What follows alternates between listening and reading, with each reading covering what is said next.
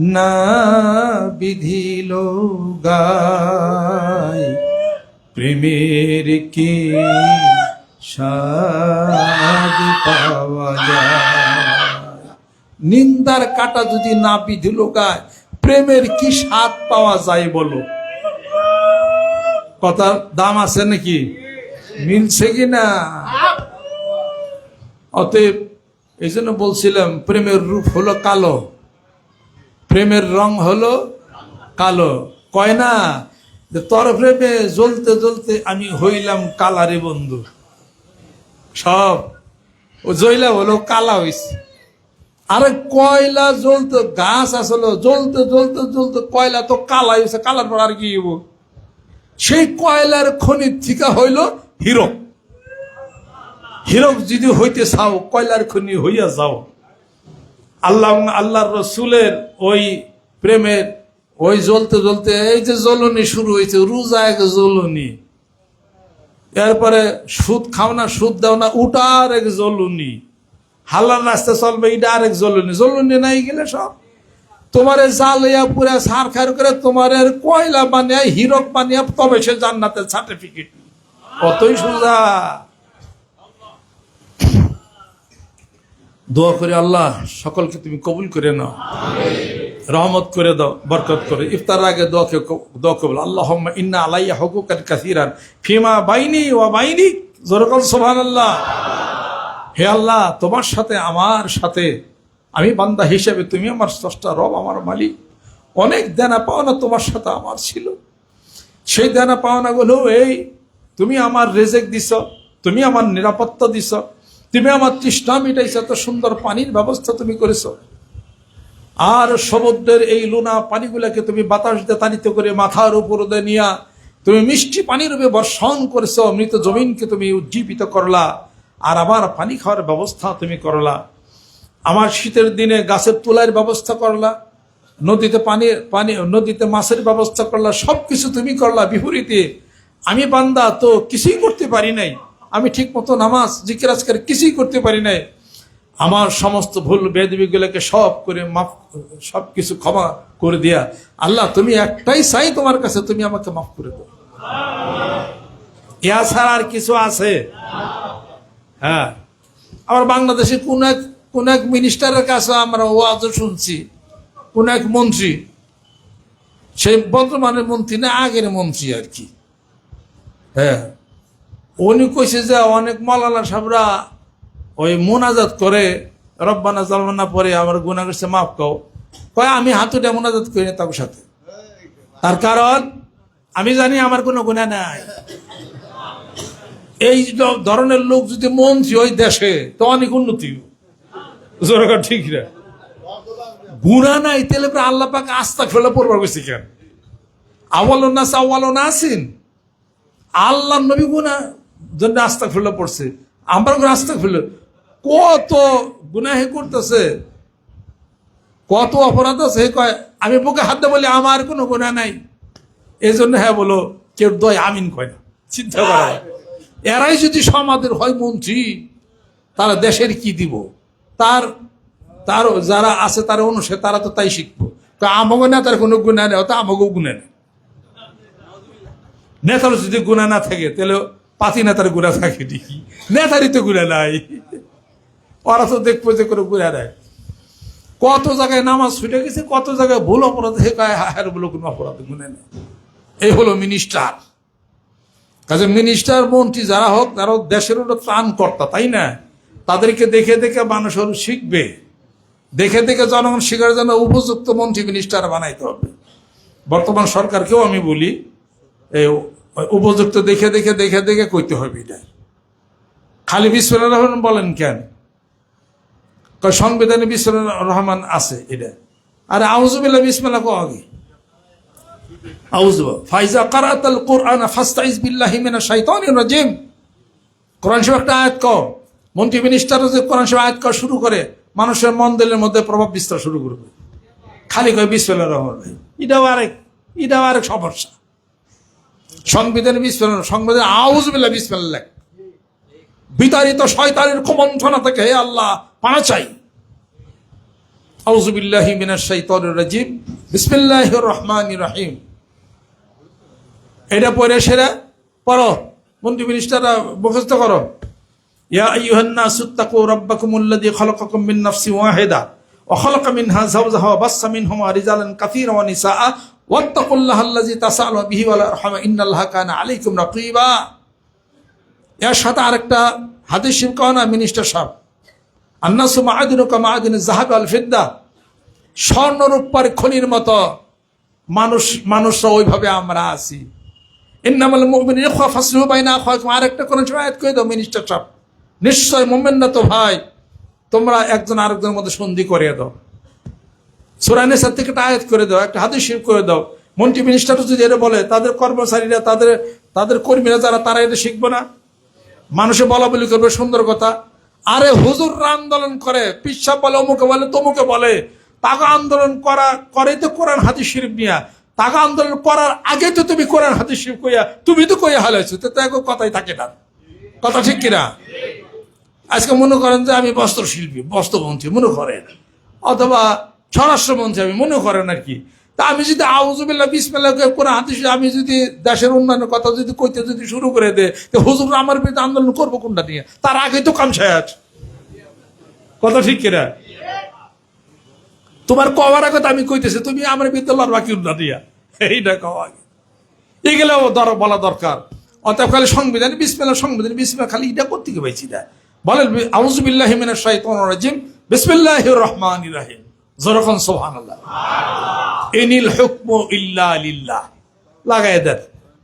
আল ইয়াউমা আকমালতু লাকুম দীনাকুম ওয়া আতমামতু আলাইকুম নি'মাতি ওয়া রাদিতু লাকুমুল ইসলাম দীনা কয়ে দেন, তাই তো হয়ে গেল। এটা মুসলমান কোরআনুল কারীমের কোন আয়াত শরীফ বললে কোনো অপরাধ হবে? হাদিস শরীফ বললে কোনো অপরাধ হবে? তো সমস্যা কোন জায়গা আছে? এগুলো হলো টেকনিক্যাল ব্রেন। এই ব্রেনগুলি তারেক রহমানকে দেওয়া দরকার এবং মন্ত্রীদেরকে দেওয়া দরকার।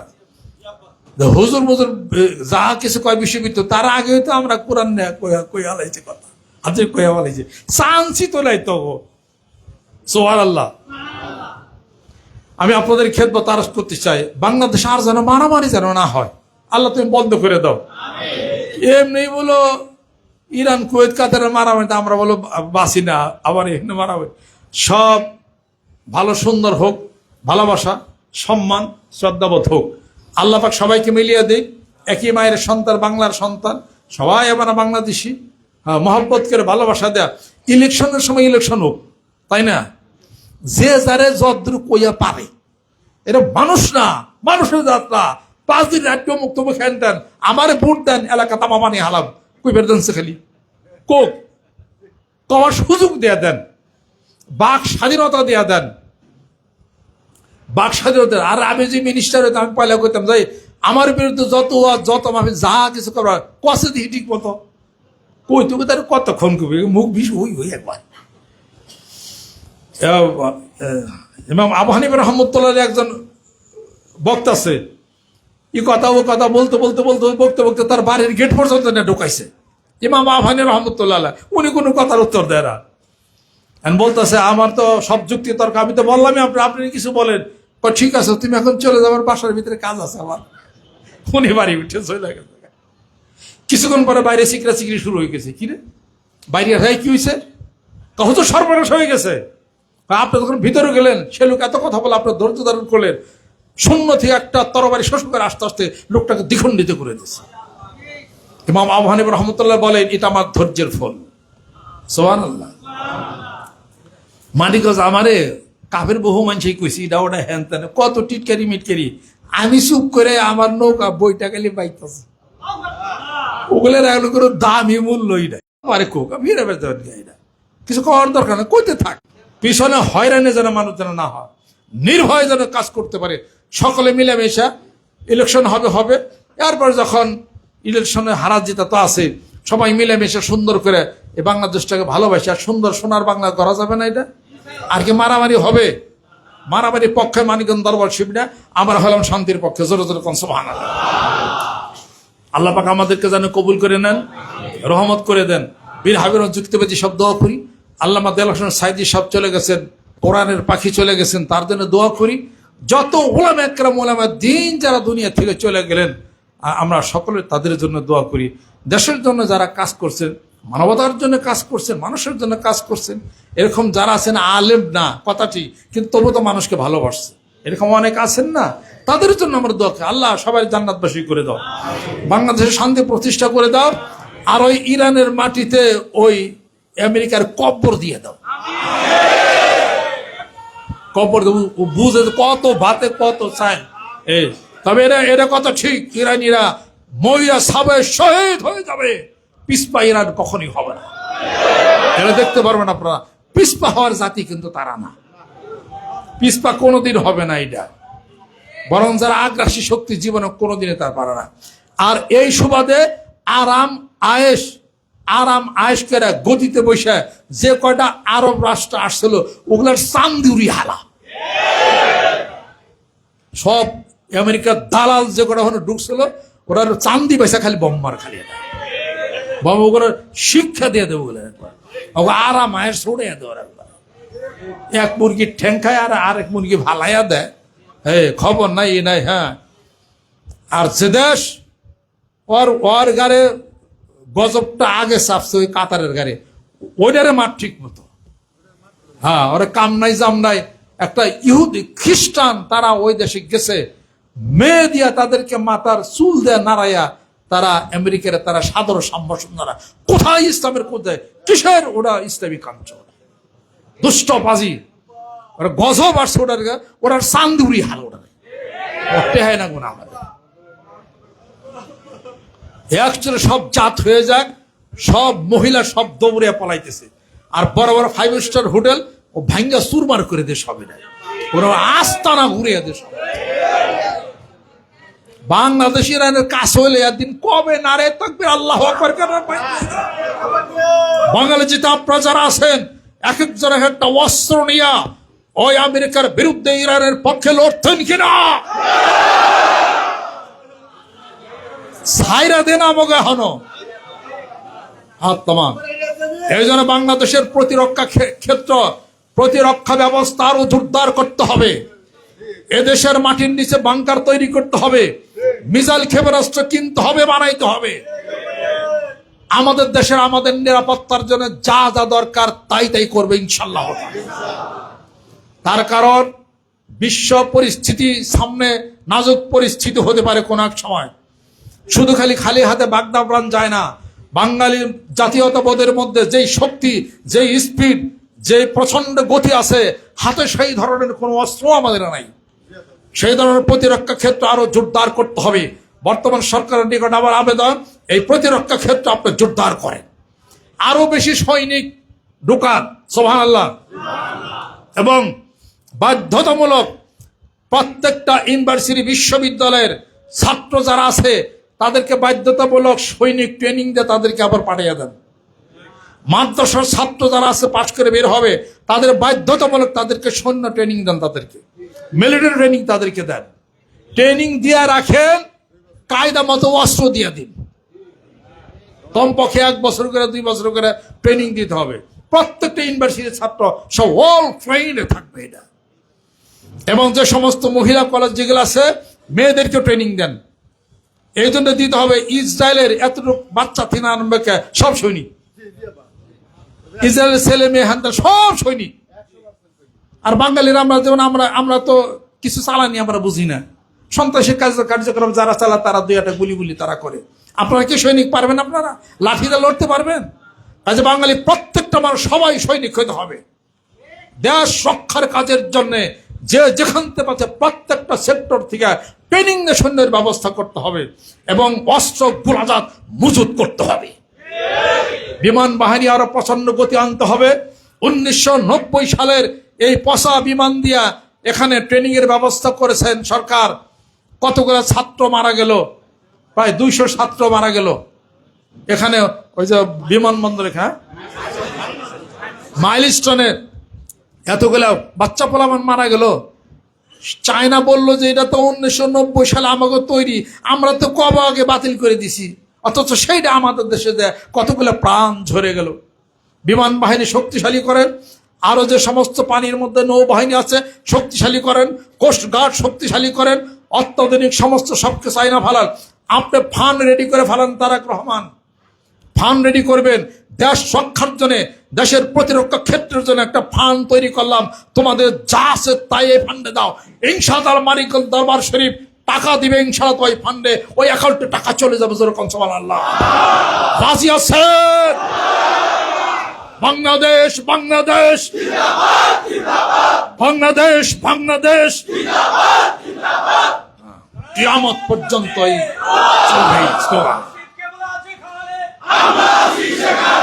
ইসলামের শত্রুরা হুঁশিয়ার সাবধান, কোরআন সুন্নাহর আলো ঘরে ঘরে জ্বালো, নারে তাকবীর আল্লাহু আকবার, আবায়াতের আলো ঘরে ঘরে জ্বালো, নারে তাকবীর আমেরিকার দালালরা হুঁশিয়ার সাবধান, হুঁশিয়ার সাবধান, আমেরিকার দালালরা ইসলামের শত্রুরা হুঁশিয়ার সাবধান,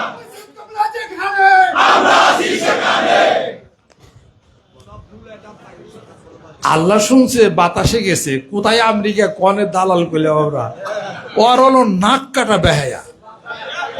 ইতিহাস বলে ওরা নাক কাটা নাম্বার ওয়ান বেহায়া। ওরা যুদ্ধ লাগায়, যখন হাইরা দেবে করতে দিবে না। তোমাদের দেশ রক্ষার জন্য তোমরা যদি নিউক্লিয়ার বোমা তোমরা যদি রাখতে পারো, ইরান পারবে না কেন? ইরান তো তাদের দেশের সংহতির জন্য, যেমন আমরাও নিয়ত করছি বাংলাদেশে আমরাও কোন একদিন নিউক্লিয়ার বোমা তৈরি করবো ইনশাআল্লাহ। বাধা দেওয়ার কেউ নাই ইনশাআল্লাহ তাআলা। সম্মিলিত নিমা, তার মানে ইরান হলো তাদের জন্য হলো ভীতিকর একটা স্থান, এটাকে শেষ করে দিতে হবে। অতএব দোয়া করে আল্লাহর কাছে সেই সুবাদে মুসলিম রাষ্ট্রগুলি একত্রিত হয়ে আর ওদেরকে চান্স না দেওয়া, এইবারই হলো সুযোগ। এই সুযোগ হাতছাড়া করা যাবে না। কোনো বৈঠক নাই, কোনো কম্প্রোমাইজ নাই, মাটিতে কবর দেওয়ার আগ পর্যন্ত কোনো কম্প্রোমাইজ। হরমুজ প্রণালী বন্ধ হয়েছে, চলবে না। আসমান এবং জমিনের মালিক যিনি, আন্নাল আরদা ইয়ারিসুহা ইবাদিয়াস সালিহুন, আর এই জমিনের মালিকানা আল্লাহ পাক নেককার বান্দাদের জন্য করেছেন। যেরকম সুবহানাল্লাহ। মানিকগঞ্জ দরবার শরীফের নেতৃত্বে দেশের সংহত এবং হাতকে শক্তিশালী করার জন্য প্রত্যেকটা সেক্টরে শক্তি আনয়নের জন্য বদ্ধপরিকর হইতে হবে।